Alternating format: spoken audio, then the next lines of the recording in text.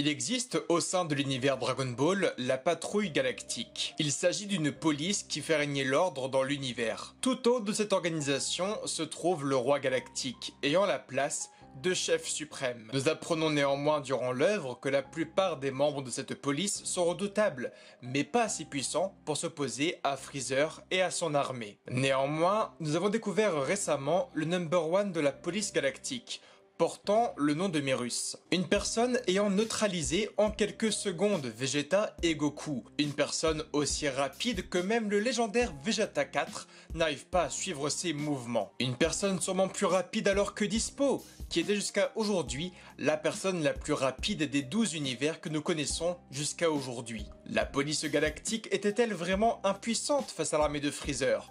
Ou existait-il depuis le début un être extraordinaire portant le nom de Merus? Car que vous le vouliez ou non, la Z-Team arrivait à suivre les mouvements de Dispo. Mais aujourd'hui, les mouvements de Merus restent supérieurs. Lors du chapitre de décembre 2018, le numéro 43, il arrive à saboter le vaisseau des frères Macareni et regagner sa place sans même que Vegeta n'ait le temps de voir le moindre mouvement. Et je ne suis pas un génie de la mécanique pour vous expliquer qu'il ne faut pas 10 secondes pour saboter un vaisseau entier, mais plusieurs longues minutes. Pourtant, il a réalisé cet objectif en 1/1000e de seconde. Merus possède-t-il alors une vitesse incroyable ou bien une capacité hors norme, pouvant jouer avec le temps, Toki Tobashi, Toki Zurashi ou autre chose encore inconnue. Lors de ce même chapitre 43 et à la page 16, Vegeta explique qu'il n'arrive pas à lire le ki de Merus, mais qu'il est bien loin d'être faible. Ce dernier n'exploite pas seulement la faiblesse de ses ennemis,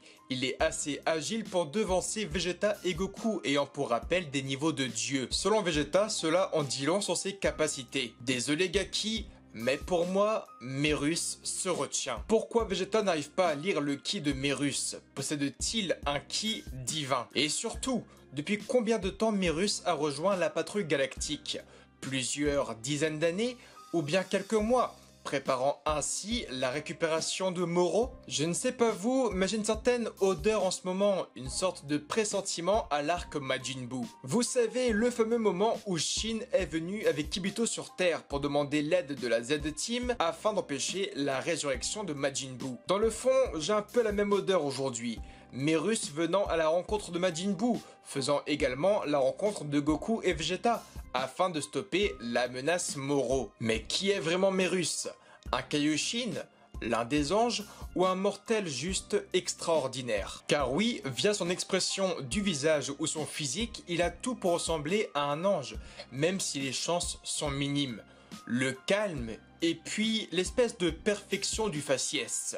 Pour moi, je vous le dis, ce personnage cache sa puissance et une partie de son apparence. Pour moi, la police galactique est pour lui une sorte de préface, nous cachant son véritable objectif, lié au personnage de Moro, le dévoreur de planètes. Aujourd'hui, il est encore bien trop difficile de savoir si Merus est un antagoniste ou un protagoniste, mais Vegeta se méfie de lui depuis le début. Effectivement, on en saura plus avec les semaines à venir sur ce personnage complètement mystérieux.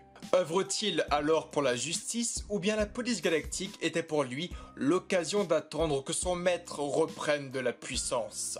Merus reste pour moi objectivement un être divin. Je vous retrouve très bientôt quand nous en saurons plus sur ce fameux nouveau personnage. Dans tous les cas, n'oubliez pas qu'à chaque arc de Dragon Ball, nous exposons de nouveaux duos. Et aujourd'hui, il s'agit de Merus et de Jia, qui auront comme leurs prédécesseurs de grandes importances. Sur ce, c'était Darkoz, bonne soirée et à très bientôt.